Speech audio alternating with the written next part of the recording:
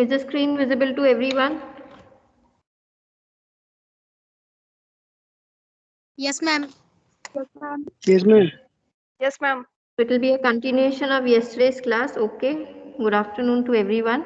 Unit 4, disorders and health problems of his child. Now that we were seeing protein, energy, malnutrition. So far we had seen about protein, energy, malnutrition. Any one of y'all can summarize if you all want to. Whatever we had seen, उसको आप summarize अगर if you all want to आप कर सकते हैं. Yesterday what we had seen regarding protein, energy, malnutrition.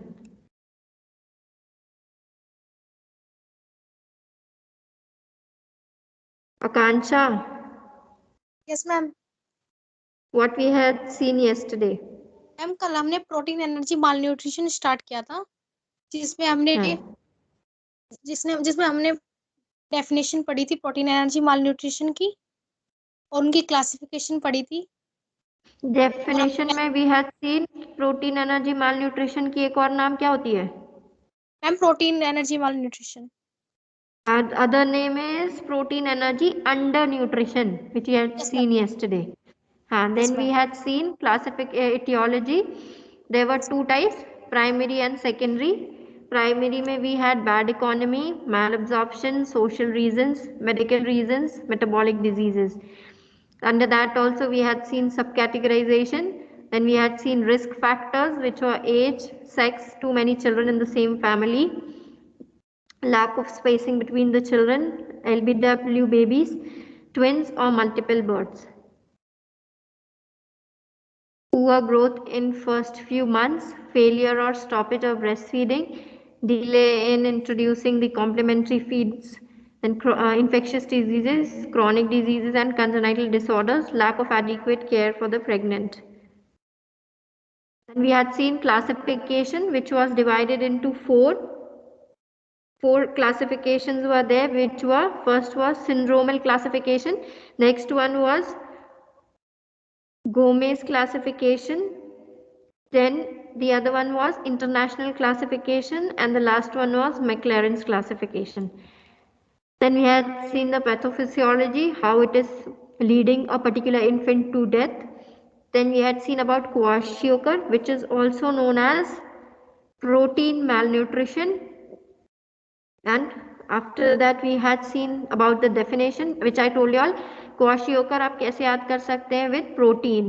तो क्वाशियोकर means protein की deficiency, although deficiency of both, but protein की dominancy or predominancy is moreover more.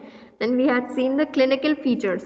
Clinical features में we have seen essential features and non-essential features. Essential features were muscle wasting, psychomotor changes, growth retardation along with low weight as well as low height. Again, then pitting edema, moon phase. Non-essential, we had seen hair changes, skin changes, other infections, mineral and vitamin deficiency, hepatomegaly, non-specific ECG changes. From today on, we will see marasmus. Any idea regarding marasmus? कुछ सुना है marasmus के बारे में कभी आपने, or you all are aware about marasmus? Yes ma'am. Ma'am इसमें energy होती है. हाँ से. मैरिस्मस में एनर्जी डेफिशिएंसी होती है और जो मैरिस्मस जो वर्ड है ये ग्रीक वर्ड है. और इसमें जो सिम्टम्स होते हैं. Don't read from net. What knowledge you have regarding marasmus वो बताओ आप. मैम मैं नेट से नहीं पढ़ रही हूँ, हमें न्यूट्रिशन में पढ़ाया गया है मैरिस्मस. हाँ से देन. वही बता रही हूँ मैम. हाँ वही मैम बताओ, बोलो. डेफिशिएंसी होती है एनर्जी की होती है और कैलोरीज, क्योंकि कैलोरीज से हमें एनर्जी प्रोवाइड होती है. और इसमें जो हमारा जो चाइल्ड होता है उसकी जो मसल्स होती है वीक हो जाती है और उसका जो स्टमक होता है वो बेली मैम लाइक पोट की तरह दिखता है. Okay, very good. मैरास्मस क्या है? एक सिवियर डेफिशिएंसी डिसऑर्डर है न्यूट्रिएंट्स का, जिसमें calories, protein, vitamin, minerals, carb सब कुछ इंक्लूड होती है. ठीक है. Then talking about nutritional marasmus, it is also termed as infantile atrophy or else अथ्रेप्सिया, आपने कभी अथ्रेप्सिया सुना है? क्या मीनिंग होती है अथ्रेप्सिया की? No ma'am. Athrepsia means disability और you can say debility of a particular child, जो क्यों हो जाता है? खाने की कमी से, खाने की कमी हो गई है अगर किसी बच्चे को तो हो जाती है। दैट मीन्स माल न्यूट्रिशन बहुत ज़्यादा बढ़ गई है, जिसमें से सबक्यूटेनियस फैट बॉडी से एकदम चली गई है, और एल्स बिल्कुल न्यूट्रिशन बॉडी में है ही नहीं है। सो दैट इज, और एल्स इन्फेंटाइल अट्रोफी। अट्रोफी का मीनिंग पता है किसी को? Infantile means infant, atrophy means, atrophy सुना है कभी आपने? माइक्रोबायोलॉजी में पढ़ा होगा। अट्रोफी होती किसकी है? बॉडी के सेल, टिश्यू या फिर किसी भी ऑर्गन की। सो इन्फेंटाइल अट्रोफी मीन्स जो भी सेल्स बन रहे हैं वो उनमें क्या होगी, वो उनमें कमी, और you can say degeneration of the cells takes place. ठीक है, अंडरस्टूड? डीजेनरेशन यस की मैम। मतलब समझ में आई? डीजेनरेशन यस मैम, का उसमें मीनिंग है रिडक्शन। आपको? हाँ, वेरी गुड। रिडक्शन या फिर छोटा छोटा होने लगेगा, जितना प्रॉपर साइज और मसल और दैट पर्टिकुलर टिश्यू का होना चाहिए जितना साइज, उतना नहीं होके डीजेनरेटिव हो सकती है, या फिर स्मॉल हो सकती है, या डिक्रीज हो सकती है, you can say. So it is common in infants and may be found in toddlers and even in later life. Common किस में है? इन्फेंसी एज ग्रुप में। इन्फेंसी एज कौन सी होती है?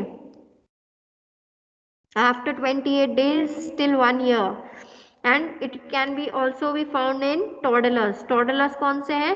1 year to 3 years of age group children. Then talking about definition, it refers to inadequate protein and calories intake with predominant lack of calories. Where what we are talking about? Marasmus. Marasmus का meaning क्या है? Calories. Adequacy, inadequacy दोनों का है, which is protein as well as calories, but dominant यहाँ पे कौन है? Calories.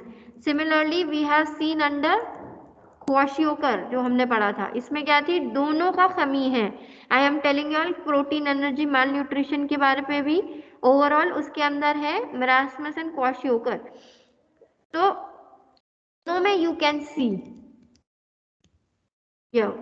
क्वाशियोकर में भी we had seen it is a deficient intake of both protein and calories, लेकिन प्रोटीन की क्वाशियोकर में ज्यादा प्रीडोमिनेंसी, मतलब प्रोटीन की कमी ज्यादा है।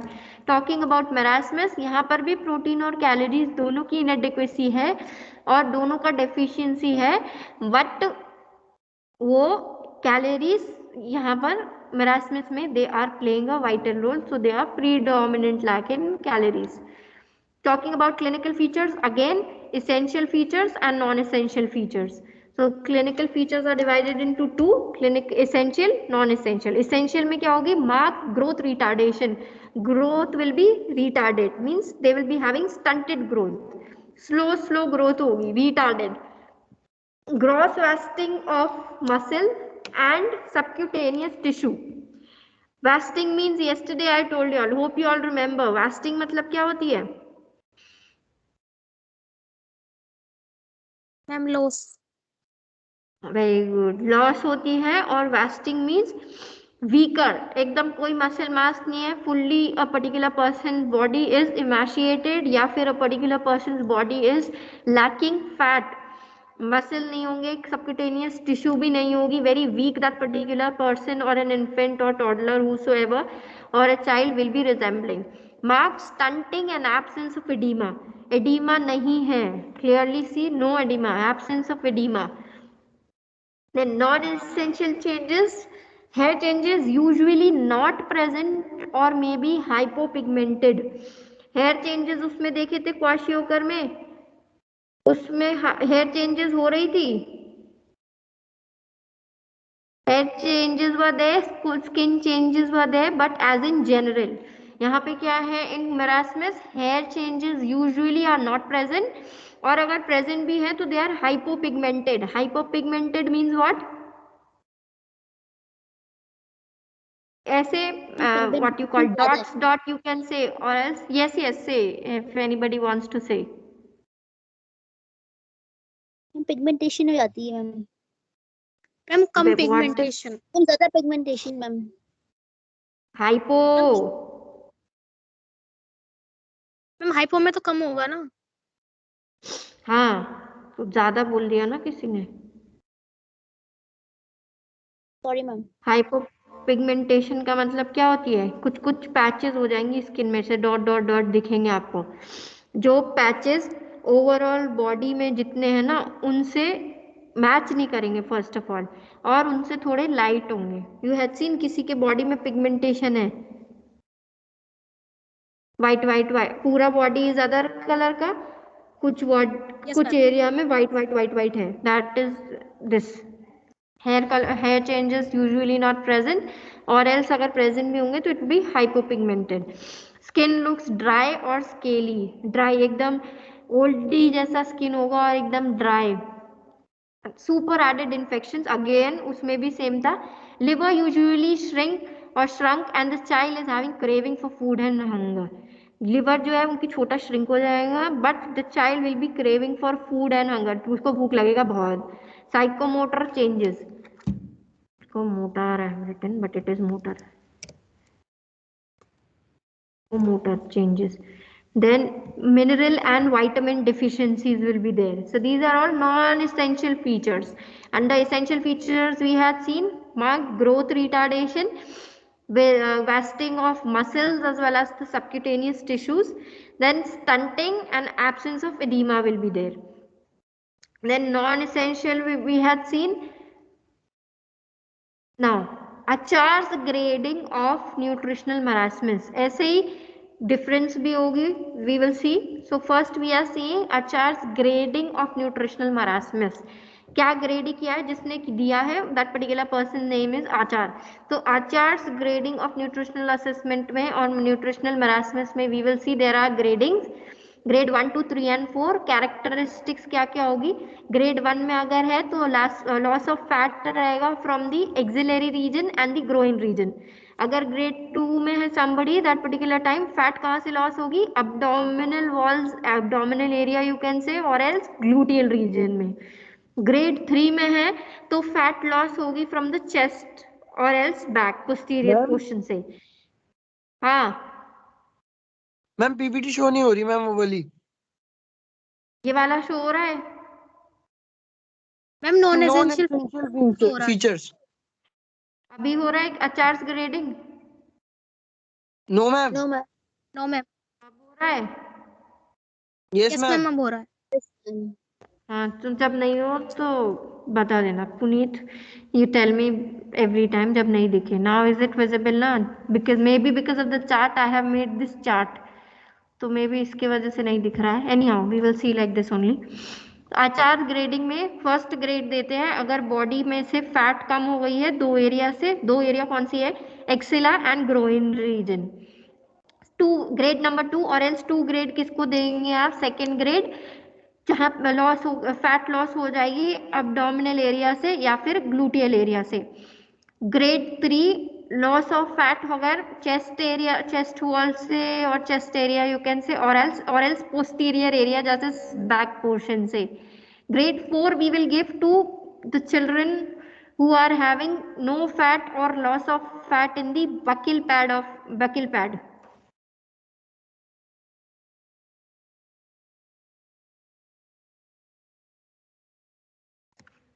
Loss of fat buccal area से अगर फैट कम हो गई है तो। ठीक है, any doubt anybody is having? ये ग्रेडिंग सिस्टम है, grade 1 2 3 and 4। This slide is visible? Yes ma'am, difference yes now ma'am. Is it visible? Yes ma'am. अभी विजिबल है? हाँ, डिफरेंस बिटवीन मैरास्मस एंड क्वाशियोकर। अब बेसिक डिफरेंस आप जो अभी तक you have studied, this I have compiled in one chart. तो ये इसमें आप टेबल में देख लो कि कैसे difference, what all features are there, what is the difference features to the left, then marasmus is there, then kwashiorkor.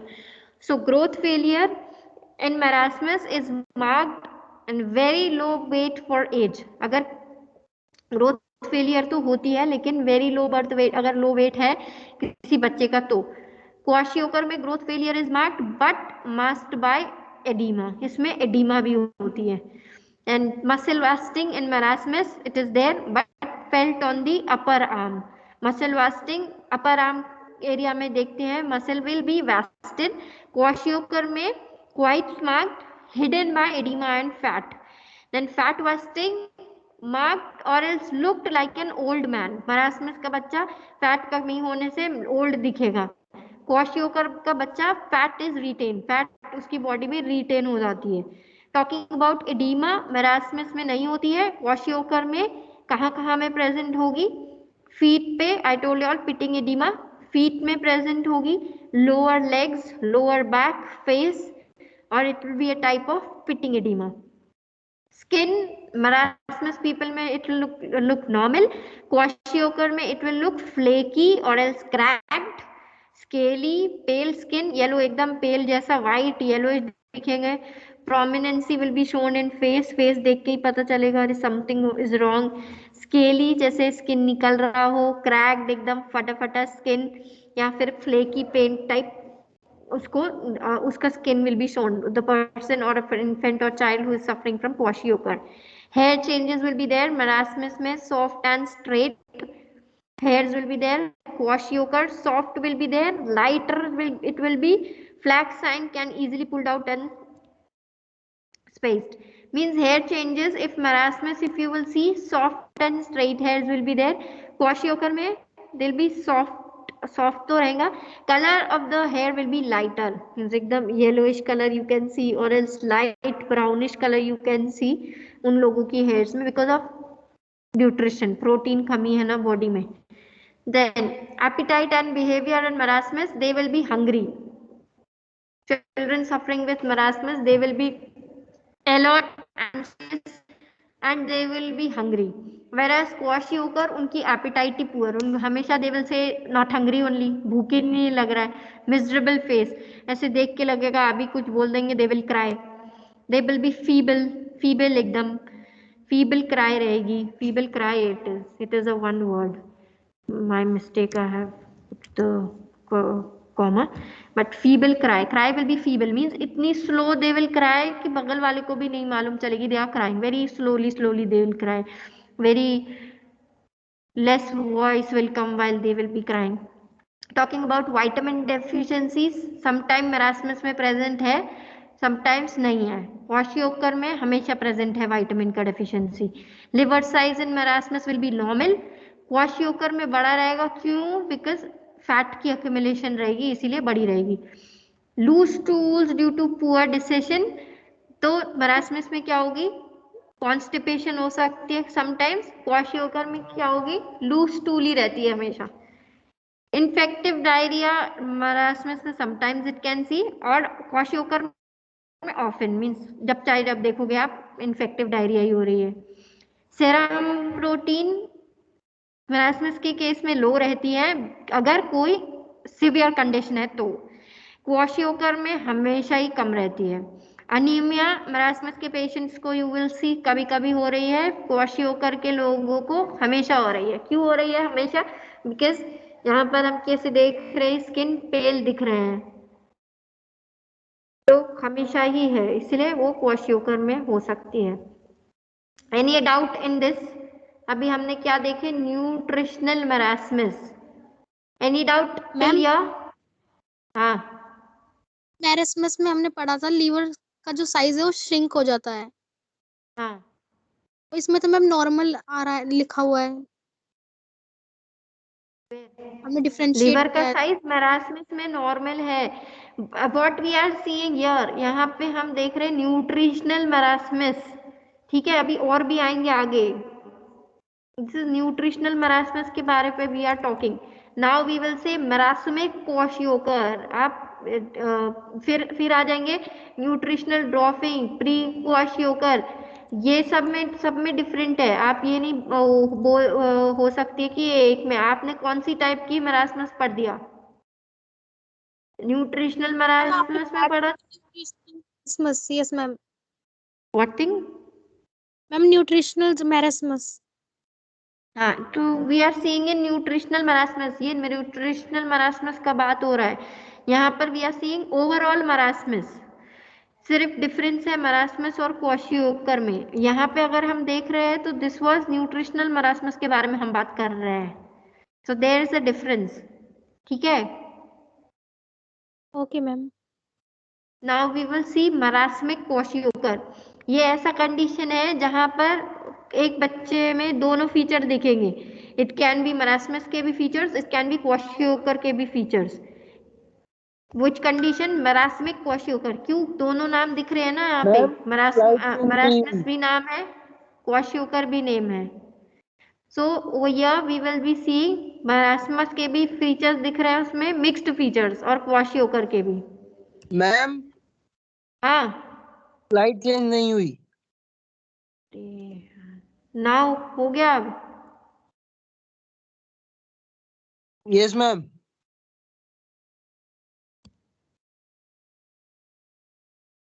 Now yes ma'am. Yes ma'am. Nutritional dwarfing. Dwarfing मतलब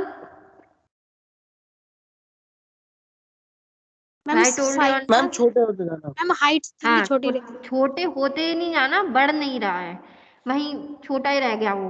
हो और छोटा नहीं होता जाता है, जिसमें जैसा भी है वैसे ही है। उसकी ना हाइट, उसकी नहीं तो वेट, कभी भी कुछ भी नहीं बढ़ रही है। और उनके अंदर जो भी जिस एज के अकॉर्डिंग दे आर, उस एज के अकॉर्डिंग उनकी वेट और उनकी height is not at all increasing. और उनको कोई भी मरासमस और क्वाशियोकर के कोई फीचर्स भी नहीं है, लेकिन फिर भी growth, development, everything is stagnant. That is nutritional dwarfing. Pre kwashiorkor ऐसा कंडीशन है जिसमें baby is showing when the child is having features of kwashiorkor without oedema. Kwashiorkor तो है उनको, लेकिन उसमें एडिमा नहीं मिल रही है। हमने यहाँ पर क्या पढ़ी थी? क्वाशियोकर में एडिमा की फेस में कहाँ पे पढ़ी थी? क्वाशियोकर में है ना कॉमन एडिमा, मरासमस में जबकि नहीं है। बट क्वाशियोकर में we had seen pitting oedema is there. But अगर आप प्री क्वाशियोकर पढ़ोगे तो उसमें क्वाशियोकर की साइन एंड सिम्टम्स और फीचर्स तो दिखेंगे, बट एडिमा की एब्सेंस रहेगी बस। That is under pre kwashiorkor. Then talking about the assessment findings, ये overall है, एक ही पे बेस्ड नहीं है। This is overall what we had seen: protein, energy, malnutrition. So nutritional assessment will be there. Then information can be obtained from severally plotted growth chart. First of all, nutritional assessment. आप nutritional assessment किससे करेंगे? If the child is able to tell on their own, you can ask कि आप क्या खाते हैं दिन में, what all stuffs they are eating or what all they are having, क्या क्या खा सकते हैं, क्या क्या खा रहे हैं अपने एज के according, what all nutrition substances they are intaking. और ग्रोथ चार्ट आप प्लॉट कर सकते हो कि इतना एज में इतना हाइट दे हैव मेंटेन्ड, इतना weight they have maintained, whereas इतना एज के पीपल को इतना मेंटेन करना है। So that can be obtained through that. Anthropometric measurement can be done. Anthropometric measurement is a procedure, जैसे आप वाइटल्स मॉनिटरिंग करते हैं ऐसे ही एंथ्रोपोमेट्रिक मेजरमेंट करते हैं, जिसमें head circumference, chest circumference, mid arm circumference, height, weight, ये सब कुछ चेक करते हैं। तो वो लिखते हैं फिर कि पर्टिकुलर पर्सन की इतनी हेड सर्कम्फरेंस है, height, weight, chest circumference, mid arm circumference, ये सब कुछ इतनी इतनी है, और इतनी एज ग्रुप के बच्चे की इतनी होनी चाहिए। So this is again an itself a procedure. तो वो प्रोसीजर करते हैं जिससे पता चल जाती है। फिर कंपेयर करते हैं actual with the ideal body weight. As I told you, जितना एक्चुअल वेट है उसकी, फॉर इंस्टेंस 5 kg है अगर कोई बच्चे की, बट उसकी वेट एक्चुअली 15 kg होना है, तो 5 kg 15 kg है, 15 kg होना है बट 5 kg है, तो दैट मीन्स 10 kg की लॉस है बेबी को। Then laboratory assessments are done सम।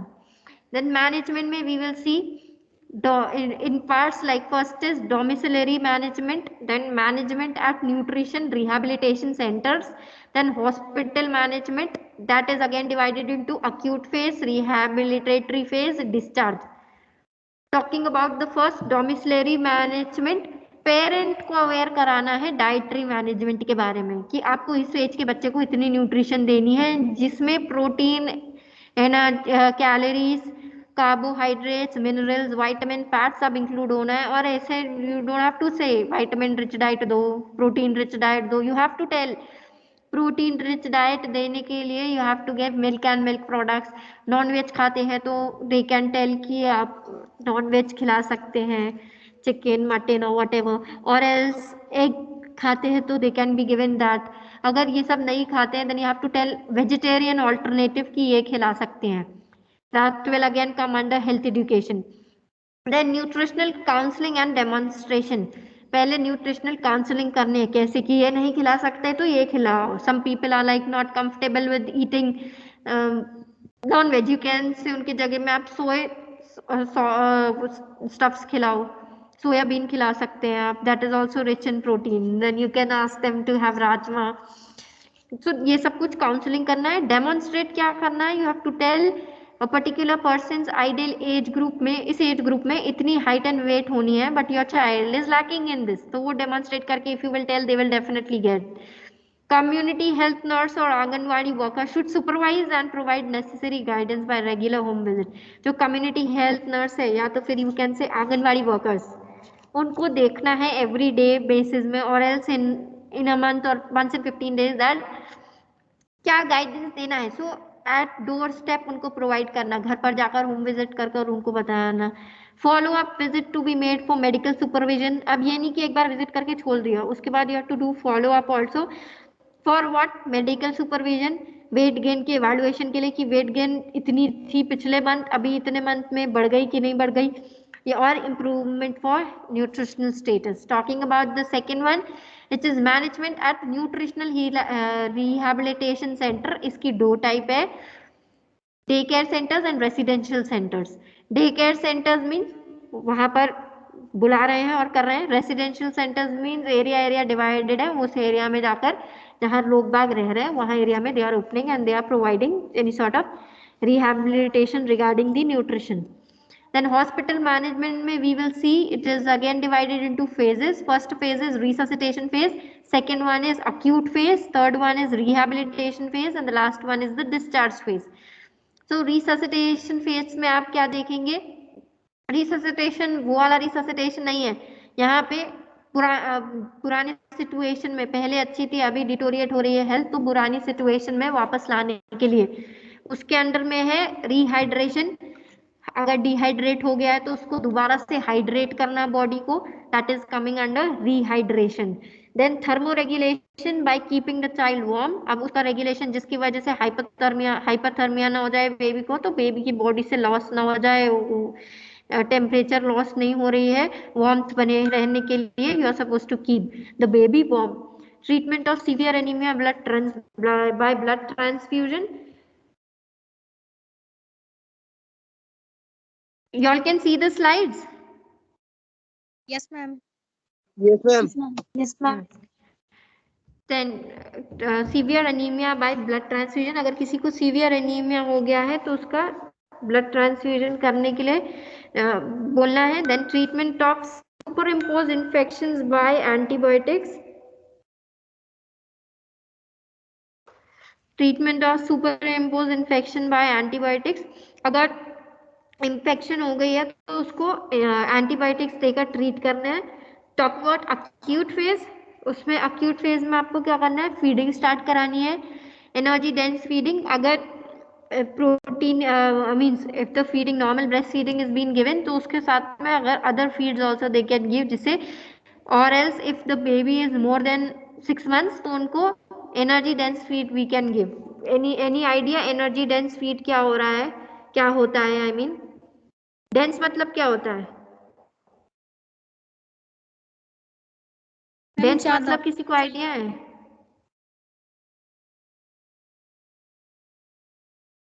अरे energy dense foods what you all eat, ये सब fried stuff, what you call french fries, और else whatever deep fry करके आप कोई चीज खा रहे हैं तो extra this thing spicy vegetables जो बहुत डीप फ्राई कर कर वेजिटेबल्स बनाए हैं, और else what Maggi, you say Maggi pasta और वॉट एवर यू ईट जिसमें विच आर ओके, जिससे मीन्स ये सारा चीज इतना deep fry, why I am telling energy dense feed, जिसकी वजह से उनका कुछ तो उनके बॉडी में फैट मिले उनको, ठीक है, जिसकी वजह से उनकी वेट गेन हो. So that is why we are giving energy dense feed और फूड यू कैन से, ठीक है. Then stimulation, transfer to home based diet, उसके बाद जो घर में नॉर्मल चल रहा है वो खा सकते हैं, लेकिन स्टार्टिंग आप थोड़ा जब तक वेट गेन नहीं हो जाए ऐसे स्टफ्स दो जिससे उनका वेट गेन हो जाए. देन रिहैबिलिटेटिव फेज, रिहैबिलिटेशन करना. Then discharge phase, talking about the nursing responsibilities for the management of protein energy malnutrition.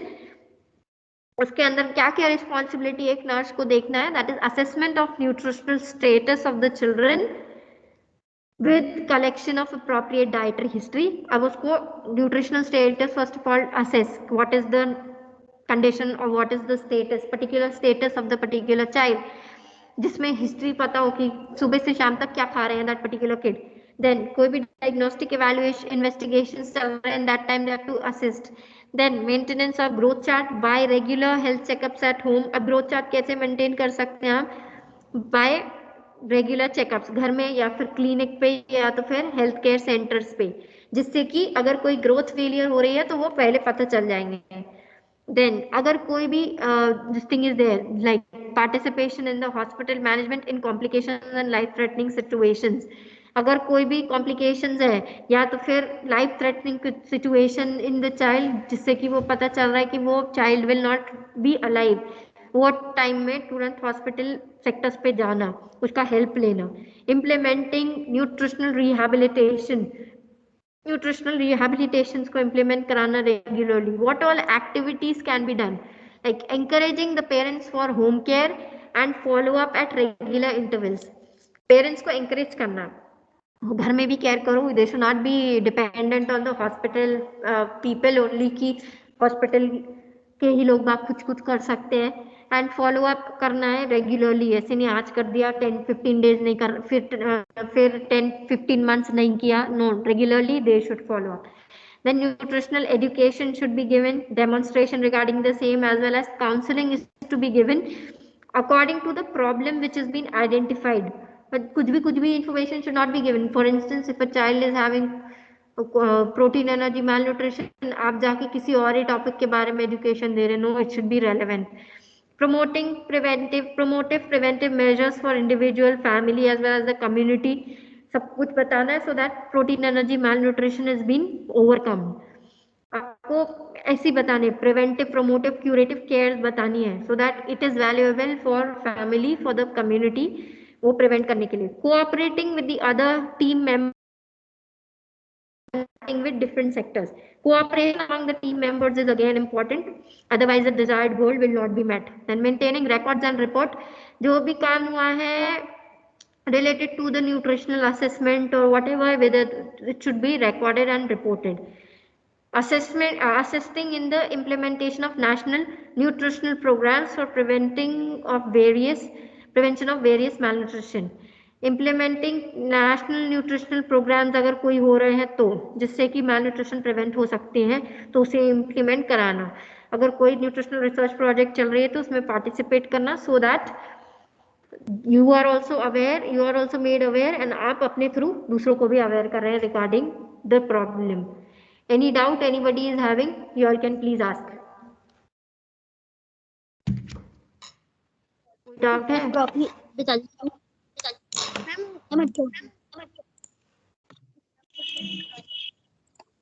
Meaning of अट्रोपी.